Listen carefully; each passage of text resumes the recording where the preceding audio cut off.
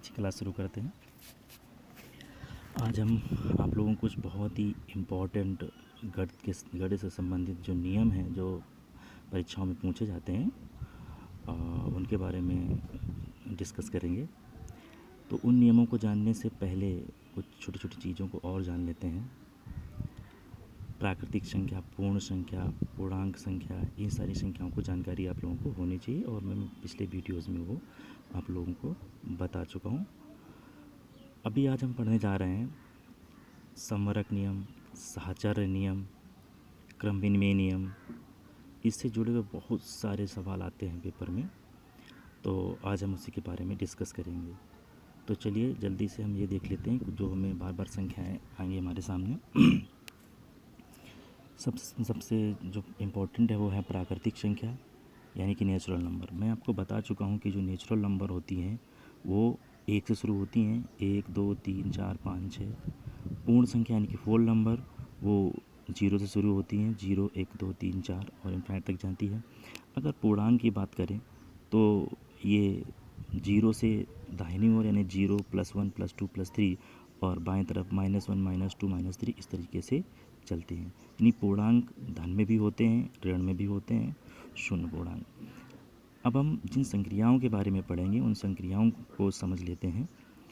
तो बेसिकली हम 4 संक्रियाओं के बारे में पढ़ते हैं। एक होती है जोड़ यानी योग की संक्रिया, दूसरी घटाना, इसे वैकलन बोलते हैं। कई बार सवाल में वैकलन लिख के आ जाता है और हम नहीं समझ पाते कि इसमें पूछा क्या गया। एक्चुअली में वो घटाने के बारे में बात कर रहा होता है। थर्ड संक्रिया है गुणा और फोर्थ संक्रिया है भाग। इन्हीं संक्रियाओं के बारे में हम इन नियमों को सीखेंगे। तो सबसे पहले देखते हैं समवर्क नियम यानी कि समवर्क नियम क्या होता है। तो समवर्क नियम के बारे में देख लेते हैं। तो समवर्क नियम बेसिकली जो है पूर्णांक संख्याओं, प्राकृतिक संख्याओं और पूर्ण संख्याओं पर निर्भर होता है। तो इसको समझते हैं। मान लेते हैं कि यदि कोई दो संख्याएं a और b हैं, उनको जोड़ा जाए, चाहे गुणा किया जाए, घटाया जाए या भाग दिया जाए। यदि दो संख्याओं को जोड़ा जाए तो वही संख्या प्राप्त हो। मतलब यदि दो संख्याएं a और b हैं, इनको जोड़ने पे एक संख्या c प्राप्त हो रही है, तो ये समवर्क नियम कब लागू होगा? यदि a एक प्राकृतिक संख्या है, उसमें b जोड़ा गया, वो भी एक प्राकृतिक संख्या है, तो c भी प्राकृतिक संख्या प्राप्त होगी। ये समवर्क नियम बताता है। यानी यदि दो प्राकृतिक संख्याओं को जोड़ा जाए तो एक प्राकृतिक संख्या प्राप्त होगी। ये समवर्क नियम बताता है। यदि दो प्राकृतिक संख्याओं को गुणा किया जाए और एक प्राकृतिक संख्या प्राप्त हो, यदि दो प्राकृतिक संख्याओं को घटाया जाए तो एक प्राकृतिक संख्या प्राप्त हो, यदि दो प्राकृतिक संख्याओं को भाग दिया जाए तो एक प्राकृतिक संख्या प्राप्त हो। तो यदि दो प्राकृतिक संख्याओं को जोड़ने पर, घटाने पर, भाग देने पर और गुणा करने पर यदि एक प्राकृतिक संख्या प्राप्त होती है तो वो नियम लागू माना जाता है। और यदि प्राकृतिक संख्या नहीं प्राप्त होती तो वो नियम लागू नहीं माना जाएगा। यानी उस संक्रिया में समवर्क नियम लागू नहीं होगा। चलिए थोड़ा इसको विस्तार से समझते हैं। तो देखते हैं। सबसे पहले प्राकृतिक संख्याओं में हम समवर्क नियम को बारे में जान लेते हैं। एक बात यहाँ पे समझ लीजिए, जब तक 100% कोई रूल सही नहीं होता है, सत्य नहीं होता, तब तक वो लागू नहीं माना जाता है। इसलिए 100% वो रूल लागू होना चाहिए। चलिए प्राकृतिक संख्याओं को हम देखते हैं। प्राकृतिक संख्याओं का योग करके देखते हैं, प्राकृतिक संख्याओं का गुणा करके देखेंगे, प्राकृतिक संख्याओं को घटा के देखेंगे और प्राकृतिक संख्याओं को भाग दे के देखेंगे और फिर समझेंगे कि इनमें समवर्क नियम लागू होता है या नहीं होता है। तो सबसे पहले योग को समझते हैं। देखिए, एक प्राकृतिक संख्या में दूसरी प्राकृतिक संख्या जोड़ी जाए और आपको एक प्राकृतिक संख्या ही प्राप्त हो जाए तो वो नियम लागू माना जाएगा। जैसे 2 एक प्राकृतिक संख्या है, इसमें 4 को जोड़ा गया तो आपको 6 मिला। ये एक प्राकृतिक संख्या है, इसलिए ये समवर्क नियम लागू होगा। एक प्राकृतिक संख्या है, इसमें 6 जोड़ा गया, आपको 7 मिला, तो नियम लागू माना जाएगा। ये प्राकृतिक संख्या है, ये प्राकृतिक संख्या है, इनको जोड़ने पर प्राकृतिक संख्या प्राप्त हुई तो नियम लागू माना जाएगा। ये 100 है, ये भी एक प्राकृतिक संख्या है। 5 ये भी प्राकृतिक संख्या है, इसको जोड़ा गया 105 और ये भी एक प्राकृतिक संख्या है। तो आपने देखा कि दो प्राकृतिक संख्याओं को जोड़ने पे हमें प्राकृतिक संख्या ही प्राप्त हुई, जो कि हमसे 6, 7 और 105 है, तो ये नियम लागू माना जाएगा। इसका मतलब है कि प्राकृतिक संख्याओं में जो होंगी योग की संक्रिया में सम्वरक नियम लागू होगा। प्राकृतिक संख्याओं में योग की संक्रिया में सम्वरक नियम लागू होगा। अब आगे देखते हैं, घटाने के देख लेते हैं वैकलन का। देखिए, एक प्राकृतिक संख्या 5 है और इसमें हमने 2 को घटाया, आपको 3 मिला। 2 प्राकृतिक संख्या है, इसमें हमने 5 को घटाया, आपको -3 मिला। 3 एक प्राकृतिक संख्या, हमने 3 घटाया तो आपको 0 मिला।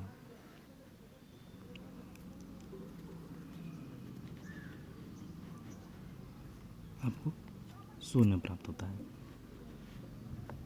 तो इसको और अच्छे से देख लेते हैं। आपने देखा पहले में हमने 2 प्राकृतिक संख्याओं को घटाया तो हमें 3 मिल रहा है, जो कि एक प्राकृतिक संख्या है, बिल्कुल सही है। लेकिन इसमें 2 में से जब हमने 5 को घटाया तो -3 मिला, ये एक प्राकृतिक संख्या नहीं है, ये एक पूर्णांक है। -3 एक पूर्णांक है, इसलिए सम्वरक नियम इसमें लागू नहीं होगा। 3 में से 3 घटाया तो आया 0। 0 एक प्राकृतिक संख्या नहीं है, एक पूर्ण संख्या है, इसलिए लागू नहीं होता। यहाँ पर देखिए 2 जगह लागू हो रहा है और 2 जगह लागू नहीं हो रहा है और 1 जगह लागू हो रहा है। तो जब तक कोई नियम पूरा 100% सभी में लागू नहीं होगा तब तक उसे लागू नहीं माना जाएगा। इसका मतलब है कि अंतर की संक्रिया पर या घटाने की संक्रिया पर या वैकलन की संक्रिया पर प्राकृतिक संख्याओं में सम्वरक नियम लागू नहीं होता है। आगे चलते हैं, गुणा में देखते हैं। हमने 2 संख्याओं का गुणा किया, 5 × 2 आया 10 प्राकृतिक संख्या। 1 × 3 3 एक प्राकृतिक संख्या। 100 × 100 10,000 एक प्राकृतिक संख्या। यानी कि यहाँ पर ये नियम लागू हो रहा है, यहाँ पर ये नियम लागू हो रहा है। देखिए, यहाँ पर 5 एक प्राकृतिक संख्या है, 2 भी एक प्राकृतिक संख्या है, इनका गुणा किया 10 आया। 1 प्राकृतिक संख्या 3 गुणा किया 3 आया। 100 एक प्राकृतिक संख्या है और 100 को गुणा किया तो 10,000 आया। यानी 2 प्राकृतिक संख्याओं को गुणा करने पर एक प्राकृतिक संख्या, 2 प्राकृतिक संख्याओं को गुणा करने पर एक प्राकृतिक संख्या, 2 प्राकृतिक संख्याओं को गुणा करने पर एक प्राकृतिक संख्या प्राप्त होती है। अतः गुणन की संक्रिया में सम्वरक नियम लागू होगा। चलिए भाग की संक्रिया में देख लेते हैं। हमने 2 का भाग दिया 5 में तो आया 2/5। ये भिन्न है तो इसमें लागू नहीं होगा। 2/5 कोई प्राकृतिक संख्या नहीं है। 3/4 हमने किया, ये 3/4 भी प्राकृतिक संख्या नहीं है।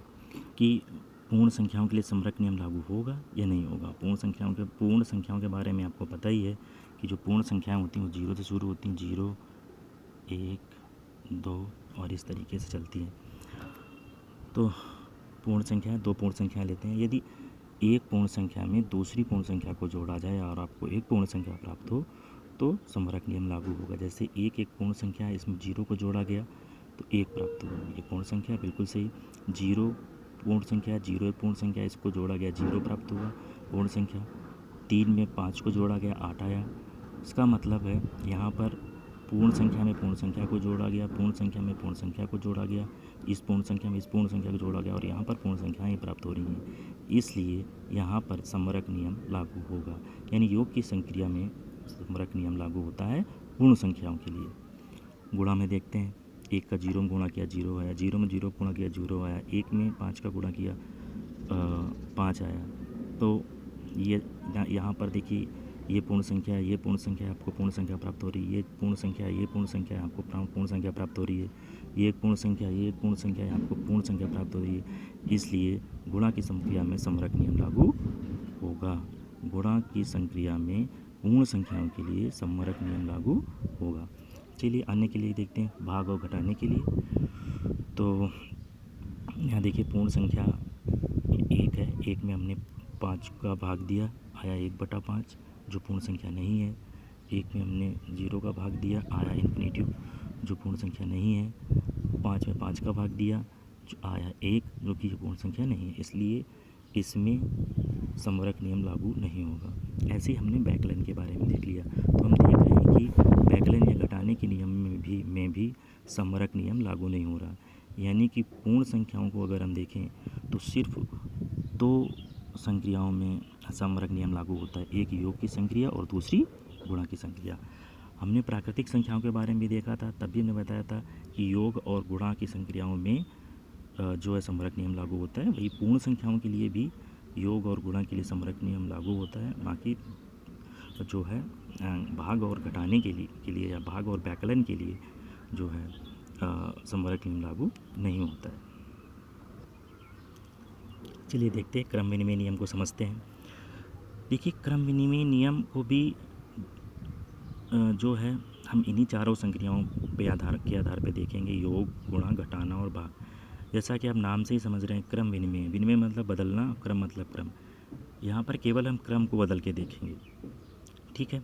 जैसे ए और बी को हम कर देंगे बी और ए। अब यहाँ पे कोई भी संक्रिया हो सकती है, नहीं योग की संक्रिया होगी, गुणा की संक्रिया होगी, भाग की संक्रिया होगी, घटाने की संक्रिया होगी, और इन्हीं संक्रियाओं के आधार पे हम इनको देखेंगे और समझेंगे। जैसे 2 + 7 हमने बदल दिया 7 + 2, 2 और 7 को जोड़ा यहाँ 9 आ रहा है, 7 और 2 को जोड़ा यहाँ पर भी 9 आ रहा है। इधर भी योग 9, इधर भी योग 9, दोनों ही पक्षों में योग 9 आ रहा है, इसलिए ये इसमें जो है क्रम विनिमय नियम लागू होगा। योग की संक्रिया में क्रम विनिमय नियम लागू होगा। यहाँ पर देखिए 13 + 6, 6 + 13, हमने कुल क्रम बदल दिया, 19 आ रहा है, इधर भी 19 आ रहा है, तो नियम लागू होगा।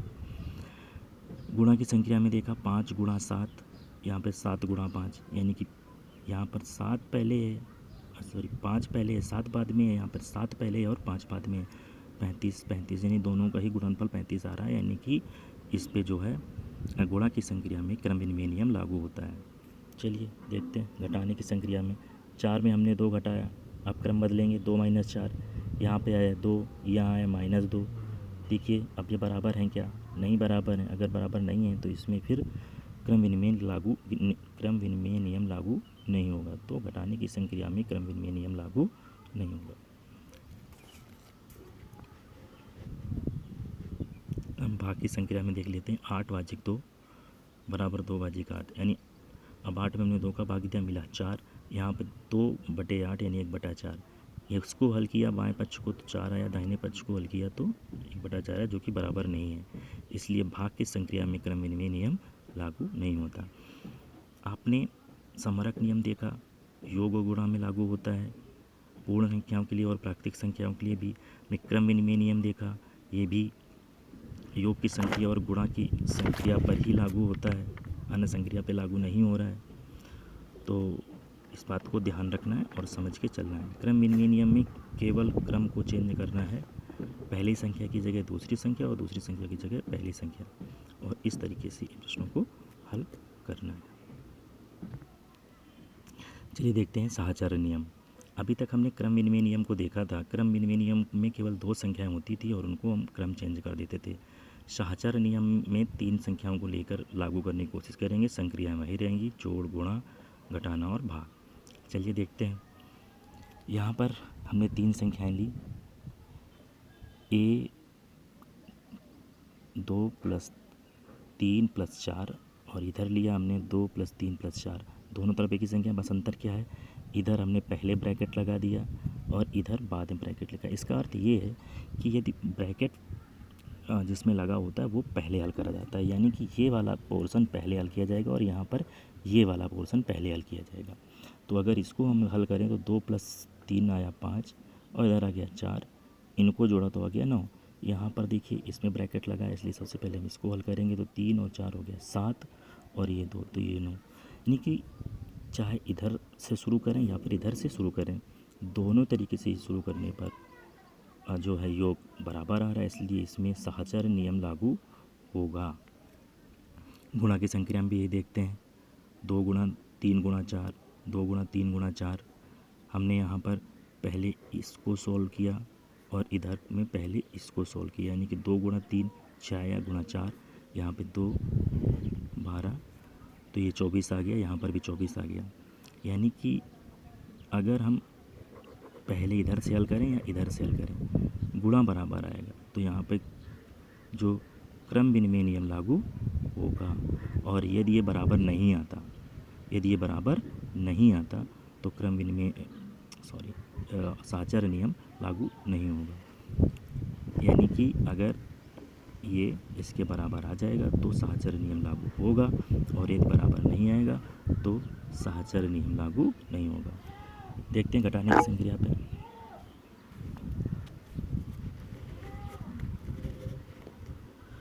घटाने की संक्रिया में देखते हैं 2 - 3 - 4, 2 - 3 - 4। यहाँ पे क्या, पहले हमने ये ब्रैकेट यहाँ पे लगाया और इसमें ब्रैकेट यहाँ पर लगाया, यानी इसको इधर पहले सॉल्व करेंगे और इसमें इधर पहले सॉल्व करेंगे। तो 2 - 3 आया -1, -4 है, जोड़ दिया, -1 और -4 जोड़ जाएगा तो -5 आ गया, ये -5 आ गया। इधर देखिए -3 और इस तरीके से लिखा हुआ, ब्रैकेट को पहले सॉल्व करेंगे तो 3 में से 4 घटाया, माइनस का 1 आ गया। अब यहाँ पे 2 माइनस है और 2 माइनस माइनस हो जाएगा प्लस, तो 2 + 1 = 3। यहाँ पे आ रहा -5, यहाँ पे आ रहा 3, तो ये दोनों बराबर नहीं है, यानी इधर से हल करने पर और इधर से हल करने पर घटाना का जो मान आ रहा है वो बराबर नहीं है, इसलिए इसमें साहचर्य नियम लागू नहीं होगा। यदि बराबर आता तो साहचर्य नियम लागू होता। ऐसे ही भाग की संक्रिया पर भी जो है हमने देखा, तो भाग की संक्रिया में देखा 2 / 3 / 4, 2 / 3 / 4। तो यहाँ पर इसको पहले हल करेंगे, 2/3 तो 2/3 हो गया, भाग की जगह भाग लगाया, 4 की जगह 4 लिखा। अब 4/1 कर लेंगे, यहाँ पे ये 2/3 लिख दिया, भाग की जगह गुणा कर दिया, और ये भिन्न पलट जाती है जब हम भाग की जगह गुणा करते हैं, तो ये हो गया 1/4। अब इसको हल किया तो आया ऊपर का गुणा, तो 3 चौके 12, इसको कैंसिल सही करा, काटा इसको तो 1/6 आ गया। अब देखिए यहाँ पर हम पीछे हल करेंगे पहले, तो 2 की जगह 2 लिख दिया, डिवाइड की जगह डिवाइड लिखा हुआ है, 3/4 इधर वाला नीचे आ जाता है। अब देखिए 2 की जगह 2 गुणा लगाया और इसको भिन्न को पलट देते हैं जब गुणा की जगह भाग आता है, तो गुणा करके और ये हो गया 4/3, 2 में 4 का गुणा किया, 8 आया, 3 8, तो यहाँ पे आया था 1/6, यहाँ पे 8/3। ये इसका मतलब है कि भाग की संक्रिया में साहचर्य नियम लागू नहीं होगा। तो हम प्राकृतिक संख्याओं और पूर्ण संख्याओं के लिए गुणा और योग में समरक नियम लागू होता है, क्रम विनिमय नियम भी जोड़ और गुणा में लागू होता है। इस प्रकार साहचर्य नियम भी जोड़ और गुणा में लागू होता है, इस बात का हम ध्यान रखेंगे। चलिए एक छोटा सा पॉइंट और है, उसको भी देख लेते हैं। तत्समक, जैसे नाम से ही पता चल रहा है कि जितना है उतना ही बना रहे, जितना है उतना ही बना रहे संक्रिया को करने के बाद। तो तत्समक 2 प्रकार का होता है, एक योगात्मक तत्समक, दूसरा गुणात्मक तत्समक। योगात्मक तत्समक का मतलब योग का तत्समक, गुणात्मक तत्समक मतलब गुणा का तत्समक। ठीक है, इसमें क्या है, हम कोई संख्या लें और उसमें कुछ जोड़ दें, कोई संख्या लें उसमें कुछ जोड़ दें, जोड़ने के बाद भी संख्या वही बनी रहे। जैसे 5 हमने एक संख्या ली, अगर हम उसमें 0 जोड़ दें तो वो 5 ही बनी रहेगी, यानी कि जोड़ने के बाद भी वही संख्या बनी रहे। ए है, ए में 0 जोड़ा तो ए बना रहा, 10 है, 10 में 0 जोड़ा 10 ही बना रहा। यानी कि जो योगात्मक तत्समक होता है वो कितना होता है, 0। अगर किसी भी संख्या में 0 जोड़ दें तो हमें वही संख्या प्राप्त हो जाएगी, इसलिए योग का तत्समक या योगात्मक तत्समक क्या होता है, 0। योगात्मक तत्समक क्या होता है, 0। ऐसे ही गुणात्मक तत्समक देखते हैं, संख्या में किसी संख्या का गुणा कर दें तो उतनी ही बनी रहे वो संख्या। जैसे हमने 5 लिखा है, 5 में यदि 1 का गुणा कर दें तो 5 बना रहेगा, ए में यदि 1 का गुणा कर दें तो ए बना रहेगा, 100 में यदि 1 का गुणा कर दें तो 100 बना रहेगा। यानी कि गुणात्मक तत्समक कितना हुआ, 1। गुणात्मक तत्समक कितना होगा, 1। तो बच्चों योगात्मक तत्समक कितना होता है, 0, और गुणात्मक तत्समक कितना होता है, 1। ठीक है, चलिए कुछ क्वेश्चन करके देखते हैं। ये प्रश्न विभिन्न परीक्षाओं में आ चुके हैं, इसलिए इनको ध्यान से देखने की ज़रूरत है। चलिए प्रश्न करते हैं। प्राकृतिक संख्याओं के लिए समरक नियम लागू होता है। मैंने भी बताया था प्राकृतिक संख्याओं के लिए समरक नियम दो संक्रियाओं में लागू होता है। एक है योग की संक्रिया, दूसरी है गुणन की संक्रिया। तो यहाँ पर अगर हम देखें तो ये योग की संक्रिया में लागू होगा और गुणा की संक्रिया में लागू होगा।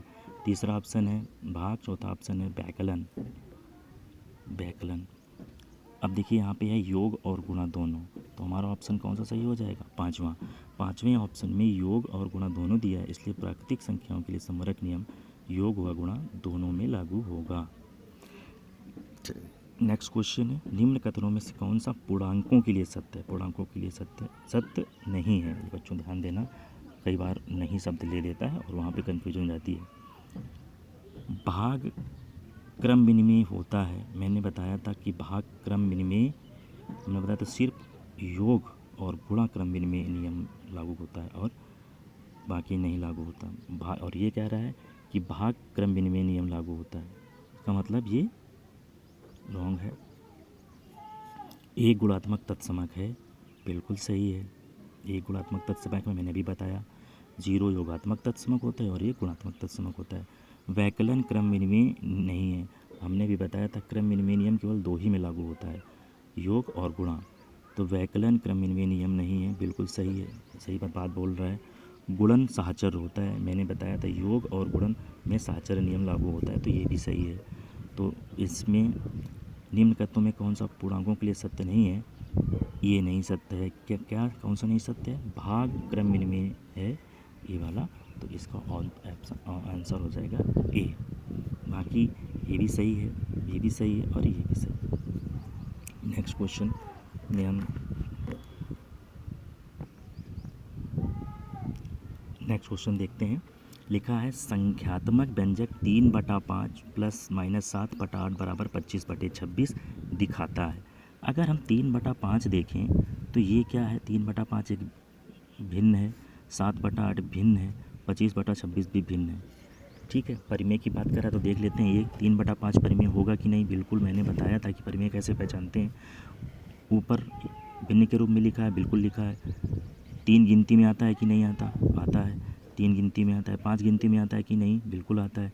अगर ये भी गिनती में आता है, ये भी गिनती में आता है तो पूर्णांक है।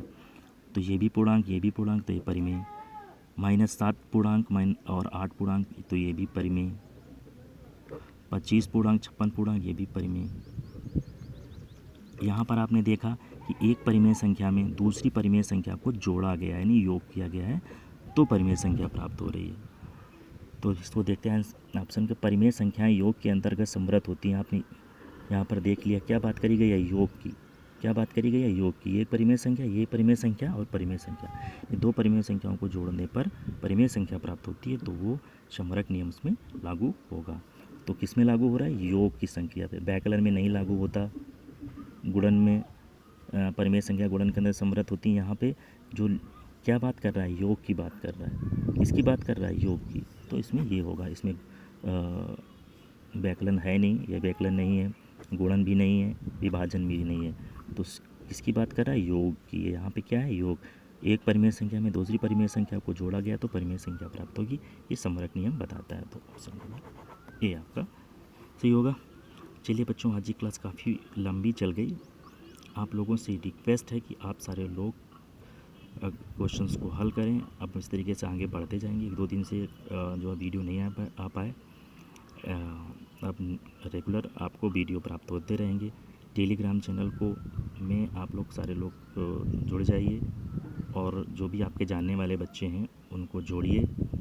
और चैनल में बहुत सारे बच्चे जो हैं वीडियोस देख ले रहे हैं लेकिन चैनल को सब्सक्राइब नहीं कर रहे हैं। तो प्लीज़ मैं सारे बच्चों से रिक्वेस्ट है कि कम से कम जितने लोग वीडियोस देख रहे हैं उतने लोग तो कम से कम चैनल को सब्सक्राइब ज़रूर कर लें। ये आप सबका मेरे ऊपर बहुत सहयोग होगा। आगे हम इस तरीके से और वीडियो डालते रहेंगे।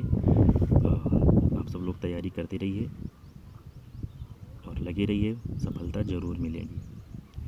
Thank you.